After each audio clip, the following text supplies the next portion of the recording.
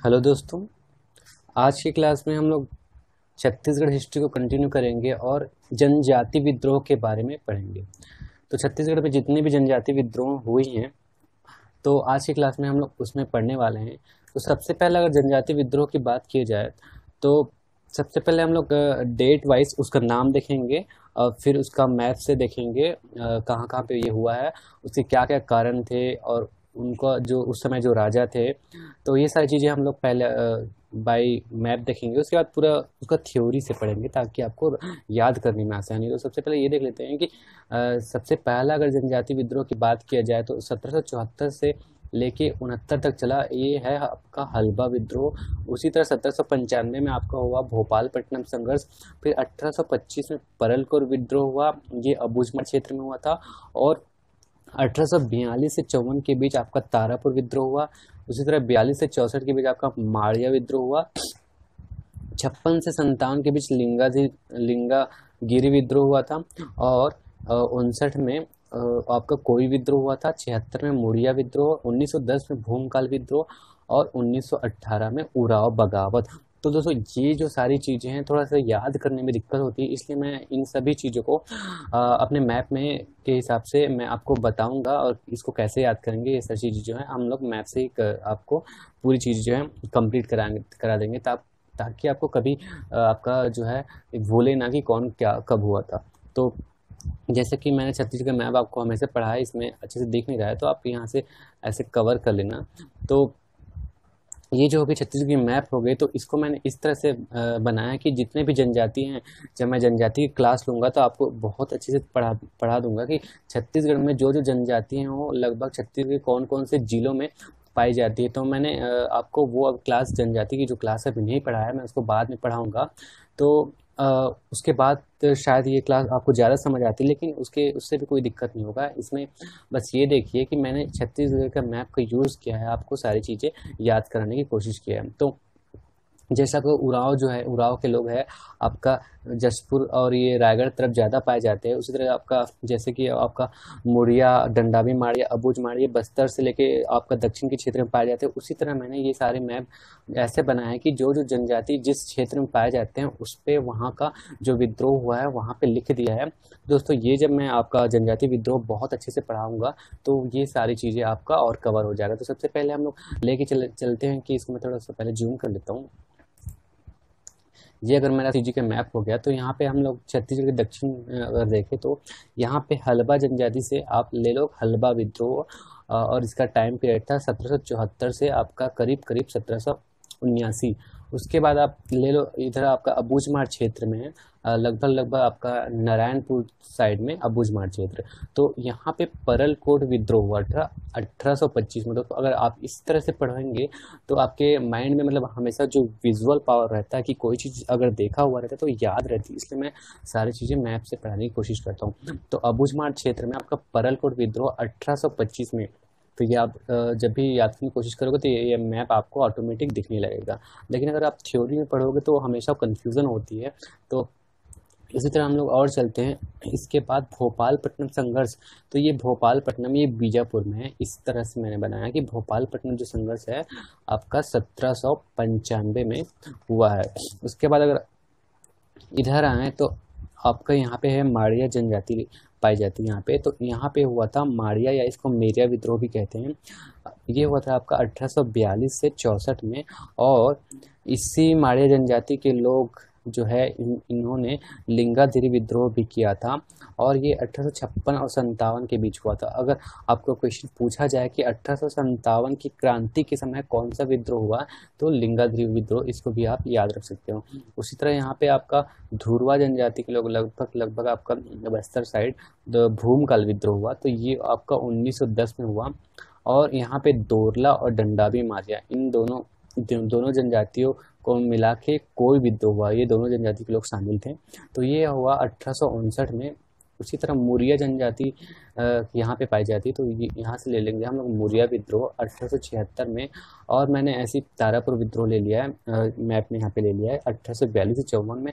और उरांव ले लिया सबसे ऊपर, तो यहाँ पे उरांव बगावत हुआ था 1918 में। तो ये सारी चीज़ें आप पहले मैप से एक बार अगर आप कर लेंगे तैयार, तो वो आपको हमेशा के लिए याद रहेंगे। तो इसके बाद हम लोग और आगे चलेंगे।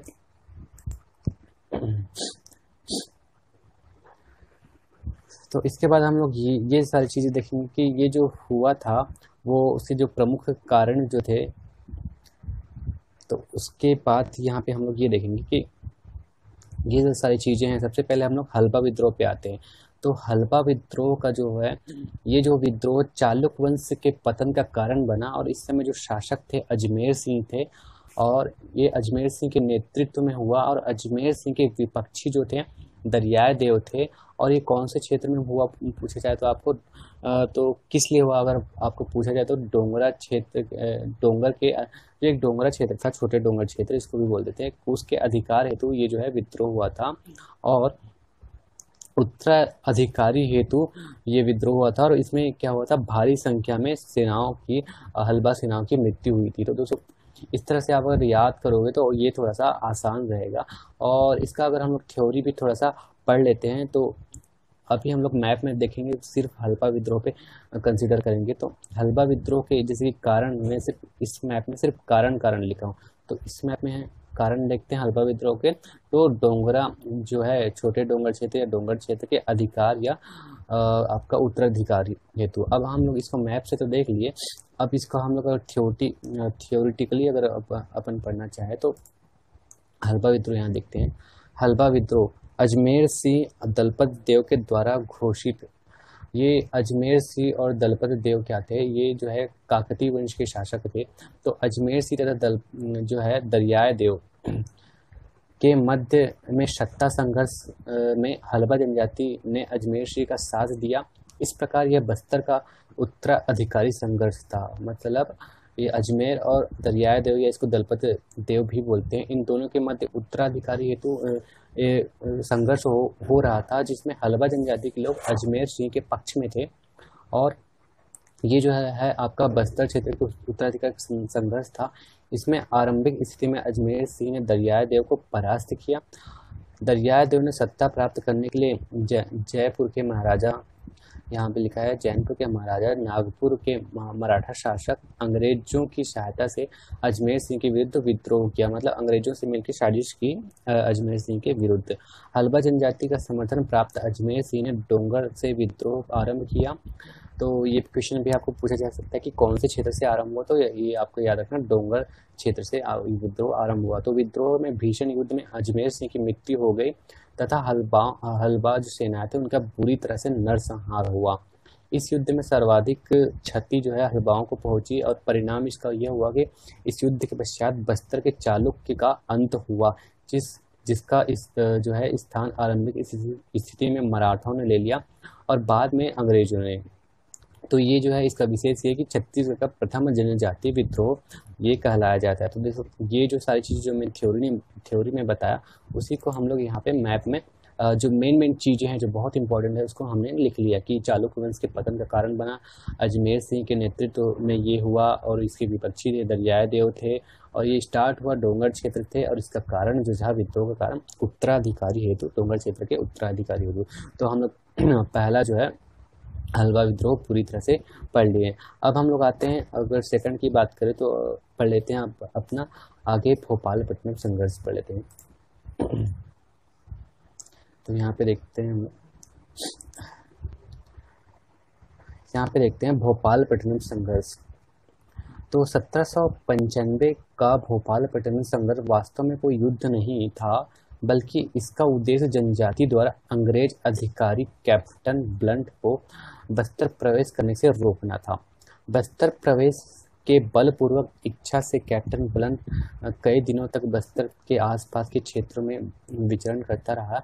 पड़ोसी राज्य के राजाओं ने ब्लंट को यह सलाह दी कि बस्तर प्रवेश से उनकी सुरक्षा संदिग्ध है, परंतु इसके बावजूद ब्लंट एकाधिक अवसरों पर बस्तर की सीमा पर प्रवेश करने की कोशिश करता रहा, किंतु उसे आदिवासियों ने प्रबल विरोध का सामना करना पड़ा और अंततः वह वापस चला गया। तो मतलब ये जो था कि बस्तर के क्षेत्र के लोग अंग्रेज को, कैप्टन ब्लंट को अब उस क्षेत्र में आने से रोकना चाहते थे। यही जो है अंततः भोपालपट्टनम संघर्ष कहलाती है, जो वर्ष 1795 हुए थे, और इस समय जो शासक थे दरियाए देव थे। तो इसको भी हम लोग थोड़ा सा आप जो है अपने मैप में देख लेते हैं कि देखो भोपालपट्टनम संघर्ष 1795 कारण था कैप्टन ब्लंड एवं आदिवासी के मध्य ये हुआ था, और वही कारण था कि कैप्टन ब्लंड को अपना जो है बस्तर क्षेत्र इधर के क्षेत्र में आने से मना किए थे। और यहाँ पे कारण में देखो अंग्रेजों के विरोध में, कैप्टन ब्लंड के विरोध में। तो ये जो है हम लोग मैप से भी देख लिए सेकंड। अब हम लोग आगे और चलते हैं।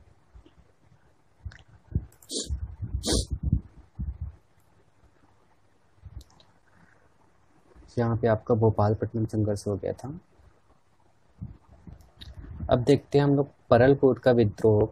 तो परलकोट का जो विद्रोह था 1825 में हुआ था, और इसका जो कारण था मराठा तथा ब्रिटिश के प्रवेश के विरुद्ध। जो मराठा और ब्रिटिश है इनका जो प्रवेश के विरुद्ध जो है ये विद्रोह हो रहा था। मराठा तथा ब्रिटिश के प्रवेश से अबूझमाड़ियों को अपनी पहचान, संस्कृति, अस्तित्व खोने का डर था। मतलब जो है ब्रिटिश और मराठा इस जो है क्षेत्र का जो साम्राज्य विस्तार करने के कारण इनका जंगल वंगल काट रहे थे, और तथाकथित ये कहा जाए कि इनकी जो संस्कृति है और अस्तित्व है इन सारी चीज़ों को उन लोग वो है प्रभावित कर रहे थे। तो इनसे परेशान होकर जो अबूझमाड़ के लोग हैं विरोध करने लगे। यही जो है परलकोट विद्रोह कहा जाता है। और इसके अतिरिक्त अबूझमाड़ियों का शोषण जो हुआ था, परलकोट के जो जमींदार थे उस समय गेंद सिंह, तो गेंद सिंह के आवास पर अबूझमाड़िया परलकोट में एकत्रित हुए थे। अब विद्रोह आरंभ का निर्णय लिया। इसके बाद और चीज़ें जो पढ़ लेते हैं। यहाँ पे एक प्रतीक जो है क्रांतिकारिणी विद्रोह के प्रसार हेतु थावड़ा वृक्ष की टहनी का प्रयोग किया। इसका दमन जो हुआ पुलिस अंग्रेज अधीक्षक कैप्टन पेबे के नेतृत्व में सेना का विद्रोह का दमन किया। और इसका जो परिणाम ये हुआ कि 20 जनवरी 1825 को गेंद सिंह को उनके महल के सामने ही फांसी दे दी गई। तो इस तरह से इनका जो है दमन हुआ था। तो इस चीज़ को अभी हम लोग एक बार मैप से भी देख लेते हैं। तो ये रहा आपका परलकोट विद्रोह, ये 1825 में हुआ था। और यहाँ पर थोड़ा जूम कर लेता हूँ। शासक इस समय जो था महिपाल देव था, और जो परलकोट विद्रोह के नेतृत्व करता थे वो थे गेंद सिंह, जिसको 20 जनवरी 1925 को फांसी दे दी थी इनके महल के सामने ही। और ये जो है परलकोट के उस समय जमींदार थे। और ये जो है कारण जो था अबूझमाड़ क्षेत्र में शोषण से मुक्त कराना। दमन इनका किया कैप्टन पेबे ने। और ये जो है विद्रोह असफल रहा था, क्योंकि कैप्टन पेबे ने इनका दमन करके गेंद सिंह को जो है फांसी दिया था। तो इस तरह से हो गया। और इस वाले मैप में मैंने जो सारे विद्रोह हुए हैं उनके प्रतीकों का वर्णन किया कि जैसे कि परलकोट विद्रोह में देखो, परलकोट विद्रोह में आपका थावड़ा वृक्ष की टहनी थी प्रतीक। उसी तरह एक बार सारे प्रतीक को एक बार देख लेते हैं। मुड़िया विद्रोह में आपके आम के वृक्ष की टहनी हुआ था, और भूमकाल में लाल मिर्च या आम की टहनी दोनों। और भूमकाल ही जो है सर्वाधिक शक्तिशाली विद्रोह जो था, और अंग्रेज के विरुद्ध था, और बैजनाथ पांडव को दीवान बनाना जो था इनका मेन कारण। तो इसको हम लोग डिटेल से पढ़ेंगे। अभी हम लोग सिर्फ प्रतीक देख लेते हैं। आम की टहनी मुड़िया, परलकोट थावड़ा वृक्ष की टहनी, और भूमकाल में लाल मिर्च और आम की टहनी, इसमें दोनों। तो बेसिकली ये जो है मुड़िया, परलकोट और भूमकाल, वैसे तो थोड़ा थोड़ा प्रतीक सब में है, लेकिन ये जो तीनों हैं आपका स्पेशली आप याद रखिएगा कि इन जो विद्रोह में स्पेशली ये जो है प्रतीक जो है था। तो इसलिए मैंने आपको जो प्रतीक का अलग से इस मैप में बनाकर दे दिया है। और उसी तरह सभी का निष्कर्ष हम लोग बाद में पढ़ेंगे। विद्रोह के जो प्रमुख कारण थे मैंने मैप में सभी विद्रोह के कारण यहाँ पे लिखे हुए हैं। तो आइए हम लोग एक एक करके पढ़ेंगे। जैसे कि अभी हम लोग 3 पढ़ चुके हैं, वैसे एक एक करके पढ़ेंगे और लास्ट में सबका कंपेयर कर लेंगे। तो अब हम लोग आते हैं, आपका हलवा, परलकोट और भोपालपट्टनम संघर्ष हो गया। और हम लोग अब नेक्स्ट आगे पढ़ते हैं। तारापुर विद्रोह देखते हैं। तारापुर विद्रोह जो हुआ था 1842 से 54, और इसका जो कारण था तारापुर परगने में नया कर, मतलब जो टैक्स है वो नया टैक्स या जो एक ऋण है वो कर है वो वहाँ पे लगा दिया गया था। बाहरी हस्तक्षेप के विरुद्ध असंतोष भी एक प्रमुख कारण था। तो ये इसके 2 कारण हो गए। एक तो आपका कर लगा देना, और बाहर के लोगों का हस्तक्षेप भी इसका एक कारण था। और इसके नेतृत्व जो करता थे भूपाल देव के समय तारापुर परगने का जो प्रमुख दलगंजन सिंह था, ये जो था आप इसका नेतृत्व हो गया। और दलगंजन सिंह ही इस विद्रोह के नेता थे। संचालक दलगंजन सिंह के समस्त आदिवासियों को एकत्र किया और नया कर लगाने के विद्रोह में जो है टकोली, जो जिसको उस समय बोला जाता था, तो इसका जो है विरोध किया। इसके अतिरिक्त दीवान जो है जगबंधु को भी हटाने की इन लोग उस समय मांग कर रहे थे।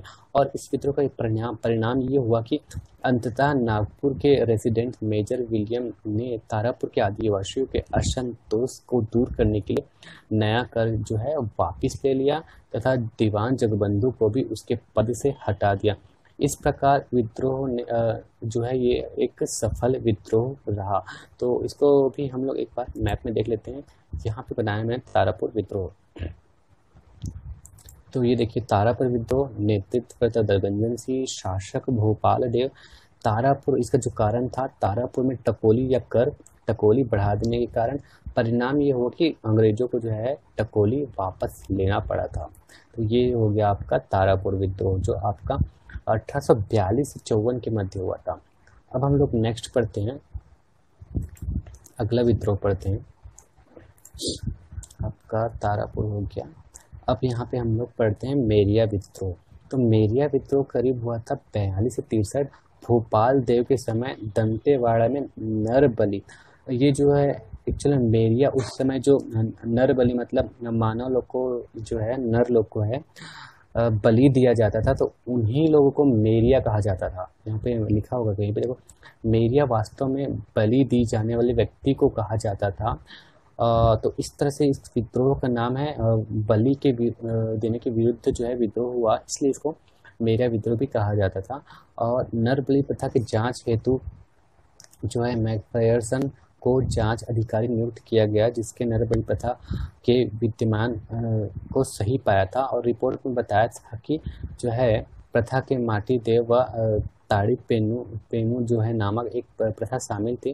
अंततः इसमें ये देखा जाए कि जो नरबलि होता था मेरिया विद्रोह इसी का है कि जो नरबलि के विरुद्ध एक विद्रोह हुआ, और ये जो है बाद में इसका जो है यहाँ पे देखो अंग्रेज प्रशासन ने इसे रोकने का प्रयास हुआ, एक सैन्य टुकड़ी भेजी, किंतु आदिवासियों ने इन समस्त गतिविधियों को अपने आंतरिक सांस्कृतिक धार्मिक क्रियाओं के हस्तक्षेप माना। और इसके दमनकर्ता जो थे, अगर पूछा जाए तो आपका कैप्टन पेल के द्वारा दमन किया गया। और इसको हम लोग मैप से ही देखते हैं, ज़्यादा थ्योरी देखेंगे तो इतना तो आपको याद रखना थोड़ा सा। मेरे ख्याल से थ्योरी में उतने मुझे अच्छा नहीं लगता थ्योरी पढ़ाना, मैं हर चीज़ कॉन्सेप्चुअली पढ़ने की कोशिश करता हूँ। तो यहाँ पे आपका मेरिया विद्रोह या माड़िया विद्रोह भी बोलते हैं। इसके नेतृत्वकर्ता अगर आपको पूछा जाए तो हिड़मा मांझी है। शासक इस समय भोपाल देव थे। कारण था कि दंतेश्वरी मंदिर में नल में और जो है इसके जो दमन है और कैप्टन जो है आपका एक्चुअली ये कर्नल कैम्पबेल है, वहाँ पे कर्नल कैम्पबेल है।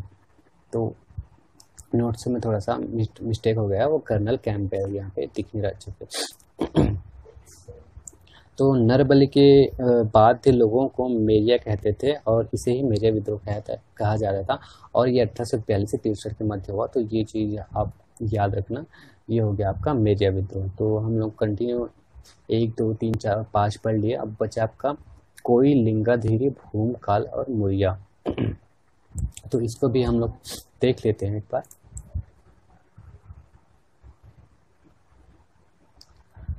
हम लोग देख लेते हैं लिंगागिरी विद्रोह। तो ये जो है 56 में हुआ था, 1856 में। इसका कारण था कि 1854 में ब्रिटिश साम्राज्य में नागपुर को मिलाया जाने के कारण नागपुर के अधीन रहा बस्तर भी अंग्रेज के अधीन आ गया। जो बस्तर क्षेत्र भी था वो अंग्रेज के अधीन आ गया था। तो अंग्रेज बस्तर का हर प्रकार से शोषण कर रहे थे। इस प्रकार नए शासन के विरुद्ध में तथा अत्यधिक शोषण के कारण ये विद्रोह हुआ था। मतलब अंग्रेज जो है बस्तर क्षेत्र के लोगों को प्रताड़ित कर रहे थे, उन लोगों का शोषण कर रहे थे, इस कारण जो है ये विद्रोह हुआ था। और यह विद्रोह 1857 की क्रांति के तुरंत पहले होने वाला विद्रोह था। अतः इसे बस्तर का महान मुक्ति संग्राम भी कहा जाता है। इसके नेतृत्व जो किए थे धुरवाराम मारिया किए थे। और 3 मार्च 56 को चित्तलवार के में हुए संघर्ष के पश्चात धुरवा राम माड़िया को गिरफ्तार कर लिया गया। और 5 मार्च 56 को इनको फांसी दे दी गई थी। विशेष यह है कि इसमें जो है बस्तर का जो है दूसरा शहीद, ये धुरवा माड़िया को बस्तर का दूसरा शहीद कहा जाता है। ये चीज़ मैंने संक्षेप में भी लिखी हुई है, लेकिन अब हम लोग इसको भी मैप में देख लेते हैं। तो ये जो है आपका लिंगाधिरी विद्रोह, इसको कहा जाता है बस्तर का मुक्ति संग्राम। शासक था भैरमदेव। इसके नेतृत्व करते थे आपका जो है धुरवा राव माड़िया। और जो है कारण ये था कि लिंगाधिरी में अंग्रेजों का हस्तक्षेप, ये जो था ये मुख्य कारण था। और ये जो है 1856 से 57 के करीब करीब हुआ था। तो ये भी आपका हो गया। अब हम लोग आगे का विद्रोह पढ़ेंगे।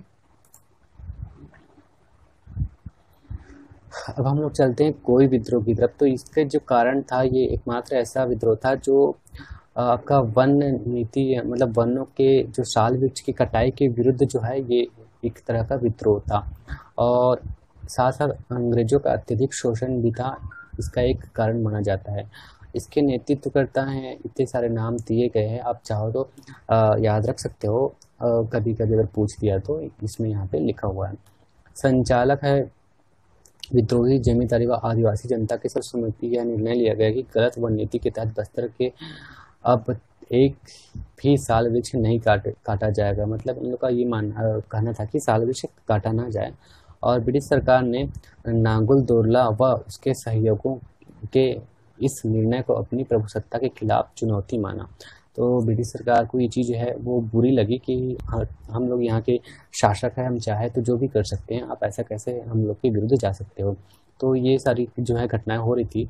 और ब्रिटिश सरकार ने साल वृक्ष काट रहे मजदूरों की सुरक्षा के लिए बंदूकधारी पुलिसकर्मी भेजे। और विद्रोह और अधिक उग्र तब हो गया जब आदिवासियों ने साल वृक्ष के पीछे एक सिर जो है एक यहाँ पे एक इन लोग नारा दिए, एक साल वृक्ष के पीछे एक सर। तो इस तरह के इन लोग नारा दिए। और यहाँ पे जो है ये विद्रोह को उग्र होता देख वन नीति में सुधार की घोषणा की। परिणाम ये देखते हैं कि जो है विद्रोह सफल विद्रोह माना जाता है और अंग्रेज पीछे हट गए, ये माना जाता है। और इसमें विशेष ये था कि कोई विद्रोह को छत्तीसगढ़ का चिपको आंदोलन कहा जाता है। कि चिपको आंदोलन जो भारत के संदर्भ में अगर हुआ था तो उसमें यही हुआ था कि पेड़ों को बचाने के लिए मानव वहाँ पे जाके जो है पेड़ से लिपट जाते थे। तो इस तरह की घटनाएं भी जो है सेम जो है कोई विद्रोह में हुआ था, इसलिए इसको छत्तीसगढ़ का चिपको आंदोलन भी कहा जाता है। तो ये आप याद रख सकते हैं। यहाँ पे देखते हैं मैप में कोई विद्रोह, तो इसके नेतृत्व जो है कोई जनजाति के लोग ही किए थे। अगर नेता को पूछ दिया जाए तो नांगुल दोरला है वो प्रमुख नेता हो गया। और जहाँ पे जूम कर लेता हूँ मैं, अगर आपको दिख रहा है तो साल के वृक्ष की कटाई के विरुद्ध ये जो हुआ था, ये विद्रोह हुआ था। अब हम लोग और आगे पढ़ेंगे।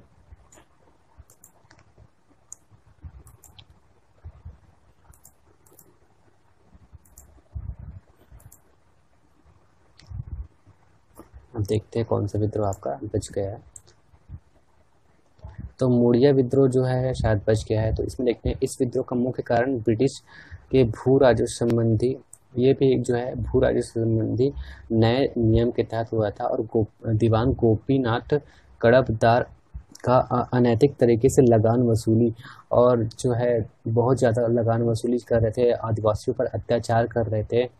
और बस्तर के है जो है एरिया में उन लोग हस्तक्षेप कर रहे थे। इस तरह जो है ये जो है विद्रोह उस समय हो रहा था। और इसके जो नेतृत्व है वो झाड़ा सिरा जो है नेतृत्व करता थे। और प्रत्येक आम की टहनी, तो ये सारी चीज़ जो है जिसको परिणाम जो है इसको सफल भी माना जाता है। इसको हम लोग एक बार मैप से ही देख लेते हैं। तो ये रहा आपका मुड़िया विद्रोह। ये जो था बस्तर का स्वाधीनता संग्राम मुड़िया विद्रोह, जबकि लिंगाधिरी विद्रोह था जो था बस्तर का मुक्ति संग्राम। तो ये अब याद रखना, बस्तर का स्वाधीनता संग्राम है।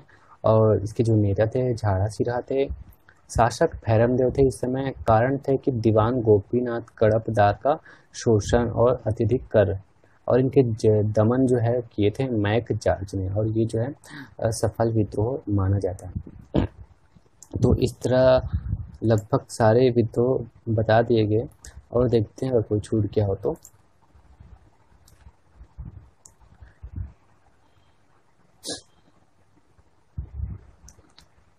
ये सारी चीज़ें मैंने आपको जब काकतीय वंश पढ़ाया था तो जो बचा चीज़ है ये बता दिया था।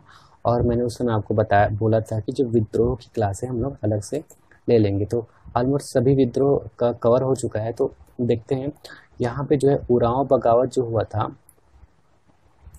उरांव बगावत जो हुआ था राजा रामानुज के काल में हुआ था। और सरगुजा के उरांव जनजाति का ये जो है जो है विद्रोह था। इसमें ज़्यादा आपको याद रखने की ज़रूरत नहीं है। और तारापुर का सब चीज़ जो है, अब इनमें से अगर कोई छूट गया तो देख लीजिए। कोई विद्रोह में बताया था कि छत्तीसगढ़ में चिपको आंदोलन है। लगभग लगभग सारे विद्रोह हो गए। यहाँ पे भूमकाल विद्रोह देख लेते हैं। भूमकाल विद्रोह 1910 में हुआ था। इस समय शासक रुद्र प्रताप देव थे और इसके जो नेतृत्व थे गुंडाधुर थे। तो ये आप याद रखना, गुंडाधुर। और अंग्रेज शासन के विरुद्ध ये विद्रोह हुआ था। और इनके दमन जो है आपका जो है मिस्टर गेवर जो है आप इनके जो है दमन करता थे। तो इसमें हम लोग और अगर जानकारी चाहें तो यहाँ पे देख लेते हैं। तो मैंने प्रतीक बताया था आपको कि एक साथ हम लोग कंपेयर करके पढ़ेंगे लास्ट में। तो सारे विद्रोह मैंने आपको बता दिए। तो देखो प्रतीक में आपको सिर्फ तीन विद्रोह में प्रतीक याद रखने की कोशिश है। और यहाँ पे दो आसान चीज़ ये हो जाती है कि भूमकाल और मुड़िया दोनों में आम वृक्ष की टहनी जो है कॉमन है। साथ साथ परलकोट में आपको एक्स्ट्रा याद रखने की ज़रूरत है। तो धावड़ा वृक्ष की टहनी, भूमकाल में यहाँ पे लाल मिर्च एक और एक्स्ट्रा।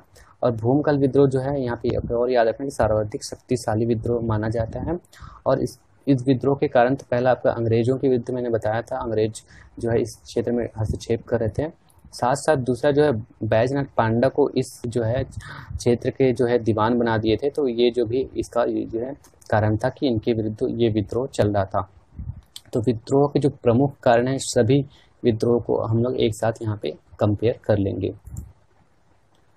तारापुर विद्रोह का प्रमुख कारण था तारापुर क्षेत्र में टकोली या कर बढ़ा देना। हलवा विद्रोह प्रमुख कारण था डोंगरा क्षेत्र के उत्तराधिकार हेतु। परलकुल विद्रोह का प्रमुख कारण था अबूझमाड़ क्षेत्र को शोषण से मुक्त कराने हेतु। भोपालपट्टनम जो संघर्ष था वो अंग्रेजों के विरुद्ध था। माड़िया मेरिया विद्रोह जो था नरबली रोकने हेतु। उसी तरह जो है भूमकाल विद्रोह जो हुआ था अंग्रेजों के विरुद्ध हुआ था। लिंगाधिरी विद्रोह बस्तर क्षेत्र का मुक्ति संग्राम था। ये जो है अंग्रेजों के विरुद्ध ही हुआ था। और जो कोई विद्रोह एकमात्र ऐसा विद्रोह था जो साल वृक्ष के कटाई के लिए हो रहा था और छत्तीसगढ़ का चिपको आंदोलन को कहा जाता है। बात करें मोरिया विद्रोह की है तो दीवान गोपीनाथ कडप्पा को के शोषण के विरुद्ध ये हुआ था। तो अगर कंपेयर करेंगे सारे विद्रोह के कारण तो यहाँ पे भी आप दोस्तों यहाँ पे भी आप कंपेयर करके याद रख सकते हो। थ्योरी तो आप हर बुक में आपको मिल जाएगी, लेकिन जो मैप में आप कंपेयर करोगे या एक तरह से कंपेयर करोगे वही चीज़ें याद रहती है। इसलिए मैंने आपको एक एक करके ऐसे चीज़ें बता दी है। तो इसी तरह आपका जो सारे विद्रोह हैं अगर आप बनाना चाहो तो मेरे नोट्स को जो है जब भी मैं क्लास लेता हूँ तो इसको पॉज करके आप जो है स्टॉप करके भी बना सकते हो। तो मेरा मानना ये दोस्तों कि जो है आप जब भी मैं जो चीज़ भी बताता हूँ आप उसको भी नोट डाउन करिए और जिस तरह मैं नोट्स बनाता हूँ आप भी बनाइए।